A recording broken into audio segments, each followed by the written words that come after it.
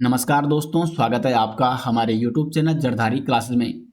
दोस्तों, उत्तराखंड कनीय सहायक एग्जाम 2026 के लिए सामान्य हिंदी का हमारी सीरीज चल रही है और आज सामान्य हिंदी का लेक्चर नंबर 13 है। आज हम चर्चा करेंगे देशज और विदेशज शब्दों के बारे में। मैं आपको यहाँ पे बताने वाला हूँ कि विदेशज शब्दों की आपको पहचान कैसे करनी है, कौन सा विदेशज शब्द किस भाषा से आया है, कौन सा पुर्तगाली है, कौन सा अरबी शब्द है, कौन सा तुर्क भाषा से आया है। इनके बारे में हम विस्तार पूर्वक चर्चा करने वाले हैं और शॉर्ट ट्रिक के माध्यम से मैं आपको बताने वाला हूं, क्योंकि इतने सारे विदेशी शब्द हैं और इतने सारे देशी शब्द हैं, इतने सारे आपको याद नहीं करने हैं।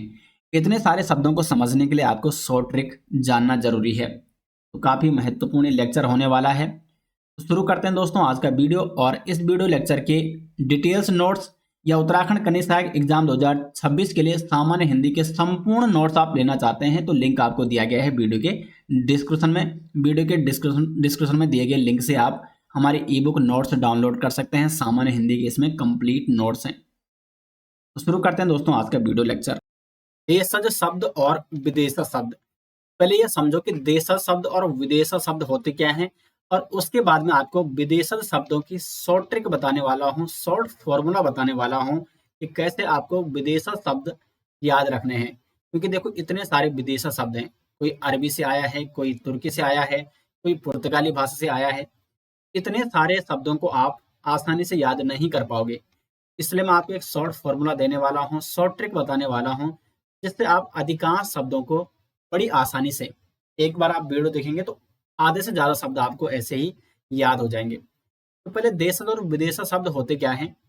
देशज शब्द वे शब्द होते हैं हिंदी में आए हुए वे शब्द जो देश की स्थानीय बोलियों और जनभाषाओं से आए हैं। यानी माना जो हिंदी है, तो हिंदी में कोई शब्द आ गया आपका जो हमारे देश में विभिन्न बोलियां बोली जाती है। या जब हम हिंदी बोलते हैं तो हिंदी भाषा बोलते बोलते कुछ शब्द हम गढ़वाली का प्रयोग कर लेते हैं या कुमाऊनी का प्रयोग कर लेते हैं।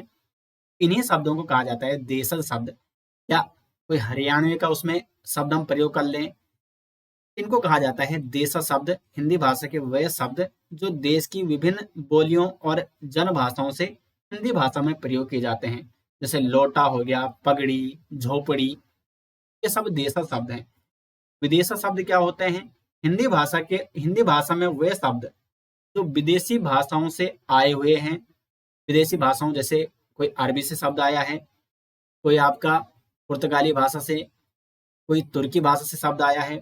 तो विदेशी भाषाओं से शब्द जो हिंदी भाषा में हम प्रयोग करते हैं, इनको कहा जाता है विदेशज शब्द। तो पहले हम यहाँ पे समझेंगे विदेशज शब्दों को और विभिन्न विदेशी भाषाओं से जो विदेशज शब्द हिंदी में प्रयोग किए जाते हैं, इनको समझेंगे और कैसे आपको ये याद करने हैं। क्योंकि अधिकांशतः प्रश्न देशज और विदेशज शब्दों में अगर बनेगा तो वो विदेशज शब्दों से ही पूछा जाता है। तो विदेशज शब्द पहले जानेंगे अरबी भाषा के शब्द जो अरबी भाषा से हिंदी भाषा में आए और हिंदी भाषा में प्रयोग किए जाते हैं। अब देखो आपको याद कैसे रखने हैं। जैसे अदालत से संबंधित अधिकांश शब्द वो अरबी भाषा से आए हुए हैं। अदालत से संबंधित अधिकांश शब्द हिंदी भाषा में जो प्रयोग किए जाते हैं वो अरबी भाषा से आए हैं। जैसे अदालत स्वयं एक अरबी भाषा का शब्द है। अदालत में इंसाफ मिलता है। वकील अदालत से संबंधित है। कानून, अभी मैं आपको इन सबको याद कराऊंगा, लेकिन पहले सिर्फ वो शब्द देखो जो अदालत से संबंधित है। उसके बाद यहाँ पे देखो कसम अदालत में खिलाई जाती है। मुकदमा ये सिर्फ अदालत से संबंधित है। मुकाबला होता है दो पक्षों का अदालत में। हुक्म दिया जाता है जज के द्वारा। कसूर, जो व्यक्ति कसूर होगा वही अदालत में जाएगा। हवालात, हाजिर होना पड़ता है अदालत में।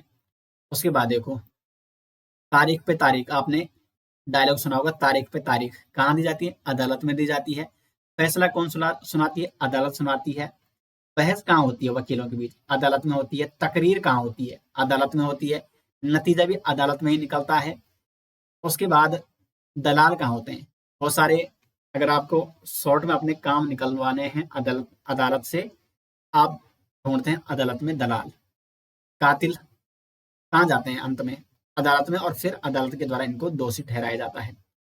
इसके बाद कुछ अन्य अगर देखें शब्द, जाहिल, जालिम, ये सब कातिल के ही रूप हैं। उसके बाद ये प्रमुख, देखो अदालत से संबंधित ये प्रमुख शब्द जो मैंने अभी आपको बताए, चुटकी में आपने याद कर लिए होंगे, ये सब अदालत से मिलते जुलते हैं, यानी ये अरबी शब्द है। अब मैं आपको एक स्टोरी के माध्यम से इन सभी शब्दों को याद कराने वाला हूं, जो मैंने यहाँ पे अदालत से संबंधित शब्द मैंने बताए हैं। भले बहुत सारे शब्द डायरेक्ट ही अदालत से नहीं मिल रहे हैं, लेकिन इन स्टोरी अगर आप सुनोगे तो आप बड़ी आसानी से इनको याद कर पाओगे। और आपको अपनी स्टोरी बनानी है, जरूरी नहीं कि आपको मेरी ही स्टोरी अच्छी लगे, आपको अपनी स्टोरी बनानी है, या अपना आपका जो तरीका है याद करने का, उस तरीके से आपको ये याद करने हैं। देखो मैं आपको कौन से ट्रिक यहाँ पे बताने वाला हूँ। अदालत से संबंधित जो शब्द अरबी भाषा में प्रयोग किए जाते हैं, जो शब्द अरबी भाषा से आए हैं, जो हिंदी भाषा में प्रयोग किए जाते हैं, तो देखो यहाँ पे अदालत में जाता है एक आदमी इंसाफ लेने। अदालत में गया एक व्यक्ति इंसाफ लेने, और वहां पे वो मिलता है वकील से। वकील जो कि कानून का ज्ञाता है, और कानून की किताब से उसने कानून की पढ़ाई की है।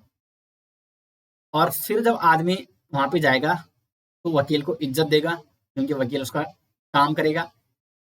इमाम ये एक धर्म का जो धर्म का जानकार होता है, तो उसी प्रकार कानून का ज्ञाता होता है वकील, तो इमाम आप इस प्रकार नोट कर सकते हैं। कई बार अदालतों में देखा जाता है कि गरीबों का क्या हो जाता है, तमाशा हो जाता है। तो जो व्यक्ति अदालत जाता है, अगर वो गरीब है तो उसका वहां पे तमाशा बनता है, क्योंकि ये जरूरी नहीं उसको वहां पे न्याय मिल सके कई बार, और उसके साथ गलत हो जाता है क्योंकि उसके पास दौलत की कमी है। अदालत में उस व्यक्ति को कसम भी खिलवाई जाती है, और मुकदमा वो लड़ता है और मुकाबला करता है अपने दूसरे पक्ष से। अगर दूसरा पक्ष क्या है, सातिर है, तो फिर वो कसूरवार नहीं होगा, या ये इस व्यक्ति को सातिर होना पड़ेगा। इसलिए जो भी कसूर होगा, या कसूर शब्द ये भी अदालत से संबंध है, और फिर जज द्वारा हुक्म दिया जाएगा, और फिर जो आरोपी होगा उसको हवालात में भेजा जाएगा। हवालात में भेजने से पहले उसको हाजिर होना पड़ेगा जज के समीप, और जज के समीप जैसे वो जाता है वो हैरान हो जाता है, क्योंकि अब उसको हवालात में भेजा जाएगा। लेकिन फिर वो हौसला रखता है, हिम्मत रखता है, और जज कुर्सी में बैठा रहता है। तो कुर्सी शब्द भी आप देख सकते हैं, ये अरबी भाषा से आया हुआ है। हक की लड़ाई कहाँ लड़ते हैं, हम अदालत में लड़ते हैं। अदालत में कई मुहावरों का प्रयोग किया जाता है। तारीख पे तारीख दी जाती है, और तारीख पे तारीख दिए जाने के बाद फैसला आता है। बहस करते हैं वकील, तकरीर करते हैं आपस में, तब जाके नतीजा निकलता है। और जो वकील होते हैं इनको तजुर्बा काफी रहता है, जनाब भी आपको नोट करना है। तजुर्बा जितना अधिक होगा उतना अधिक वो जवाब दे पाएंगे। और अदालत में आपको कई दलाल भी देखने को मिलते हैं, कई कातिल देखने को मिलते हैं। उसके बाद कुछ अन्य शब्द जो आपको नोट याद करने होंगे, लिफाफा, हिसाब, शराब। जब आदमी को न्याय नहीं मिलता है तो बहुत सारे आदमी शराब पीने लग जाते हैं, क्योंकि उनको मौका नहीं मिलता है। फिर वो दुआ मांगते हैं, अखबार पे लगातार देखते हैं। अब देखो अखबार इंपॉर्टेंट है, क्योंकि अदालत की या कोर्ट द्वारा जो भी फैसले सुनाए जाते हैं वो अखबारों में आते हैं। अखबारों में जो खबर आती है, जाहिल, जालिम, ये सारे कातिल से संबंधित। जो कातिल होगा जाहिल या जालिम होगा, तभी तो वो अदालत में पहुंचता है। तकदीर, तरक्की, बहुत सारे वकील रिश्वत भी लेते हैं। इस्तीफा, बहुत सारे जज देते हैं। जिला, तहसील। अब देखो अधिकांश शब्द मैंने आपको इस प्रकार बताया कि आप रिलेट कर पाओ। अब आपको अपनी स्टोरी बनानी है, और जैसे आप अपनी स्टोरी बनाओगे, मैंने यहाँ पे मोटा मोटा आपको इशारा दे दिया है कि किस प्रकार आपको ये याद रखने हैं। अब आप एक व्यक्ति को चुन लीजिए, उसकी लाइफ पे एक स्टोरी बनाओगे, और अगर वो सच में अदालत जाता है कोई भी व्यक्ति, तो ये सारे शब्द उसकी जिंदगी में जरूर प्रयोग होते होंगे। ये सारे शब्द अगर वो अदालत में जाता है, अदालत से संबंधित ये शब्द ये हैं अरबी भाषा के। अब देखो अरबी भाषा के कुछ अन्य शब्द हैं, वो है निकाह से संबंधित। निकाह से संबंधित अरबी भाषा के शब्द कौन कौन से हैं, देखो यहाँ पे। इसमें भी स्टोरी अगर आपको सुनिए, किसी भी व्यक्ति को अगर निकाह करना है तो उसके लिए उसको अपनी औकात बढ़ानी पड़ती है, उसको पैसे कमाने पड़ते हैं, और आजकल तो इसकी बहुत ज्यादा जरूरत है। ठीक है, तो निकाह करने के लिए औकात बढ़ानी पड़ेगी, यानी रईस होना पड़ेगा। और रईस बनने के लिए किस्मत का भी साथ देना जरूरी है। यानी निकाह करने अगर कोई व्यक्ति जाएगा तो पहले औकात बढ़ानी पड़ेगी, जिसके लिए रईसी की आवश्यकता है, और उसके लिए किस्मत भी साथ होनी चाहिए। किस्मत या नसीब। उसके बाद उसको औरत मिलेगी और औरत के लिए उसको इंतजार करना पड़ेगा। इंतजार करने के साथ साथ सारे इंतजाम करने पड़ेंगे, यानी मेहनत करनी पड़ेगी, घर मकान बनाना पड़ेगा। और घर तो अभी बनाने, तो इसलिए उसको किराए पर रहना पड़ता है और अपना ख्याल भी रखना पड़ेगा कि किस प्रकार वो मैनेज कर रहा है। कोई भी काम वो खराब नहीं कर सकता है। इसी बीच वो इश्क में भी पड़ जाता है, तो साथ में वफा भी हो जाती है। और जब वो निकाह कर लेता है तो औलाद उसकी हो जाती है। औलाद होने के बाद वो दावत करने लग जाता है। और फिर उसके बाद जब औलाद या परिवार उसका पूरा हो जाता है तो उसको एज ए गुलामी का जीवन भी हम कह सकते हैं यहाँ पे। अब इसको आप बहुत सारे जो अभ्यर्थी हैं, इसको आप, मैं आपको एक स्टोरी सुना रहा हूँ, ठीक है? ये किसी निजी जीवन पर आधारित नहीं है। तो जैसे बहुत सारे, अगर आप बहुत सारे शादीशुदा व्यक्तियों को आपने सुना होगा, तो वो अपनी लाइफ से परेशान रहते हैं। उनको लगता है कि दिन भर देखो, शादी कर ली, बच्चे हो गए, उसके बाद मेहनत करनी पड़ती है बहुत ज़्यादा, यानी गुलामों जैसी ज़िंदगी जीनी पड़ती है। फिर वो दूसरों को ज़रूर नसीहत देंगे, आप उस भाई शादी मत करना कभी। किसी भी, अधिकांश जो शादीशुदा व्यक्ति हैं, आपने उनको ज़रूर सुना होगा कि वो दूसरों को नसीहत ये ज़रूर देते हैं। खुद तो शादी कर लेते हैं, लेकिन दूसरों को नसीहत ज़रूर देंगे कि भाई, तो शादी मत करना, क्योंकि शादी के नुकसान हैं। देखो कैसे मैंने निकाह से रिलेट किया है, निकाह यानी विवाह से मैंने रिलेट किया है कि निकाह से संबंधित जो शब्द है वो अरबी भाषा के शब्द हैं। और पूरी स्टोरी मैंने आपको सुना दी है कि जो निकाह होता है उसके लिए क्या क्या चाहिए। औकात चाहिए, रईसी चाहिए, किस्मत चाहिए, नसीबी चाहिए, औरत चाहिए। औरत के लिए इंतजार करना पड़ता है, सारे इंतजाम करने पड़ते हैं उससे पहले। उसके बाद घर नहीं है तो किराए में रहना पड़ता है। कई ख्यालों में वो खोया रहता है, कई बगैर खराब दिन भी उसकी ज़िंदगी में आते हैं। इश्क भी उसको होता है, वफ़ा भी होती है। विवाह करने के बाद औलाद उसकी होती है। उसके बाद वो दावत करने लग जाता है और फिर गुलामों जैसी ज़िंदगी जीता है और सबको नसीहत देता है कि शादी के, यानी निकाह के बड़े नुकसान हैं। उम्मीद करते हैं कि जो मैंने आपको तरीका बताया याद करने का, ये आपको समझ में आ गया होगा। कुछ मौत से संबंधित शब्द भी अरबी भाषा से आए हुए हैं, जैसे कफन, जनाजा, कब्र, जन्नत, तकलीफ और मुकाम। यानी जब किसी की मौत होगी तो सबसे पहले कफन लाएंगे, कफन उसको ओढ़ाएंगे, कफन ओढ़ाएंगे तो फिर उसका जनाजा निकलेगा, जनाजा निकलेगा, कब्र में जाएगा और कब्र उसके लिए खोल जाएगा और उसको कब्र में रखा जाएगा। और जब वो कब्र में रखा जाएगा तभी जाके उसको जन्नत हो मिलेगी।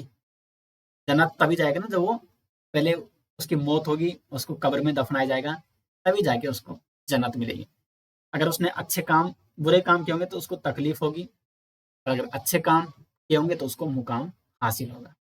तो ये सभी शब्द अरबी भाषा से आए हुए हैं हिंदी में, जिनका हिंदी में भरपूर प्रयोग किया जाता है।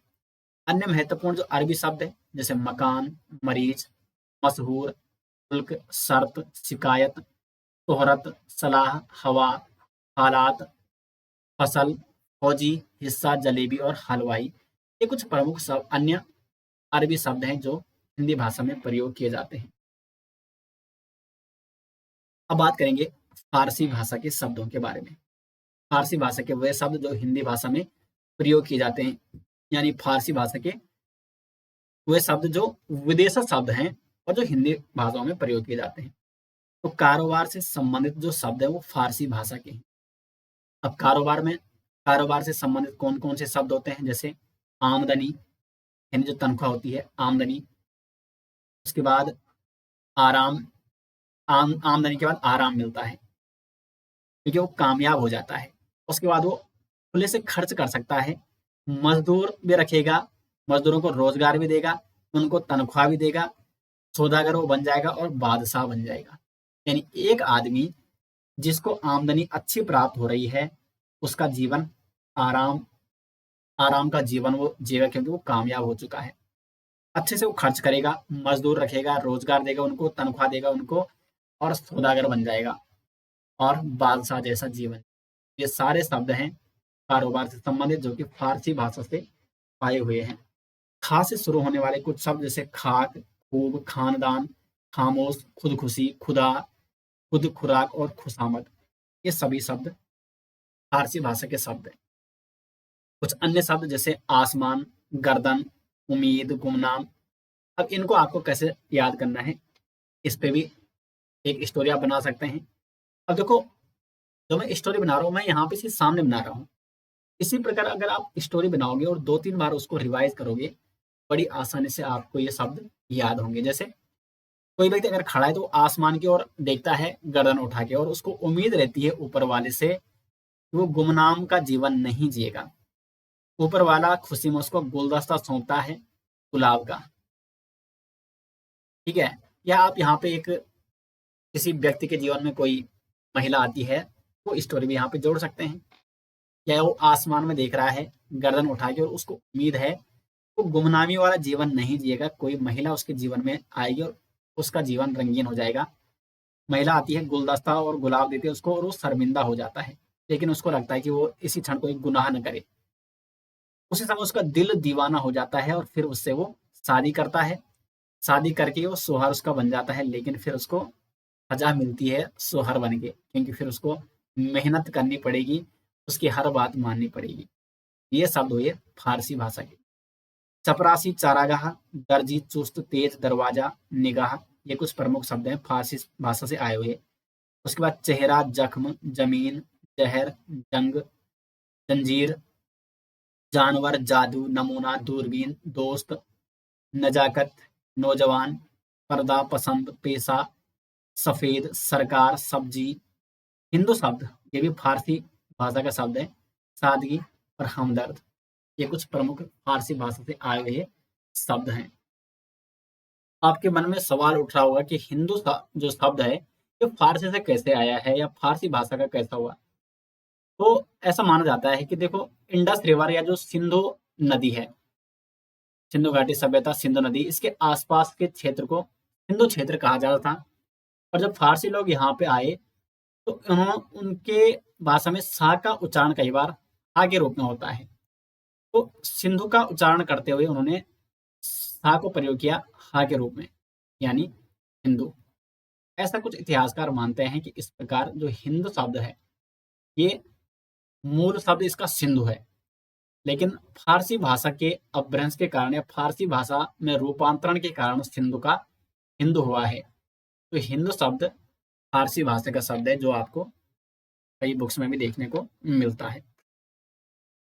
अब बढ़ते हैं आगे और बात करते हैं तुर्की भाषा के शब्दों के बारे में। देखो, तुर्की भाषा के जो शब्द हैं, औजार या हथियार से संबंधित अधिकांश शब्द तुर्की भाषा से आए हुए हैं हिंदी में। क्योंकि जो तुर्क थे, इन्होंने कई क्षेत्रों में जाके लड़ाइयाँ लड़ी, कई जगह अत्याचार किए, कई क्षेत्रों को लूट-पाट इन्होंने मचाई थी उस समय। तो तुर्की भाषा के जो अधिकांश शब्द हिंदी में आए हैं, वो आपको देखने को मिलेंगे कि औजार या हथियार से संबंधित हैं। जैसे कैंची, कैंची ये तुर्की भाषा का शब्द है। चम्मच, चाकू, तोप, बारूद, लाश, लाश यानी ये सब कैंची, चम्मच, चाकू, तोप या बारूद का प्रयोग करोगे तो लाश बनेगी बनेगी।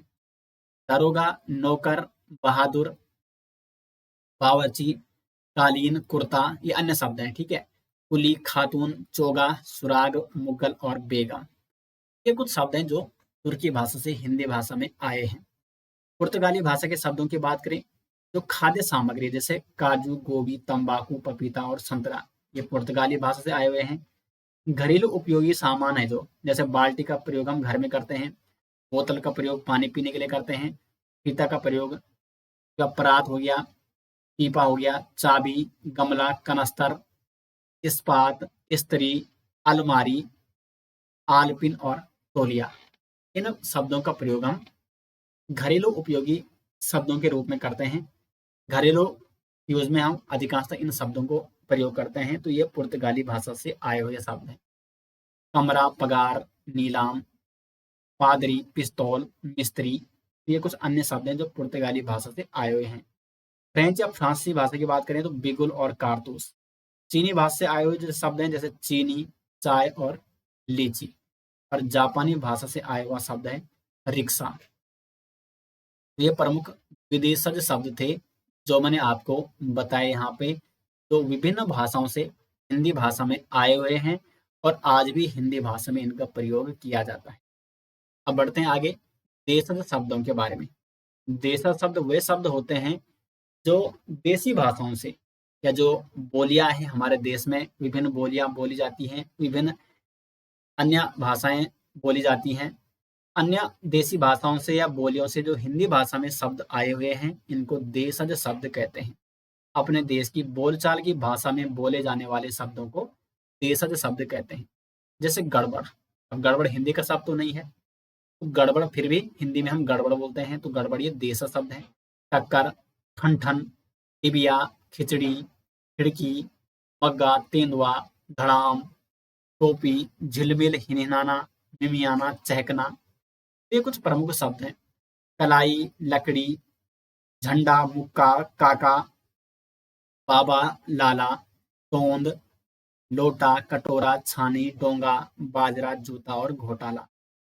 ये कुछ प्रमुख शब्द हैं जो कि बोलचाल भाषा में प्रयोग किए जाते हैं हिंदी।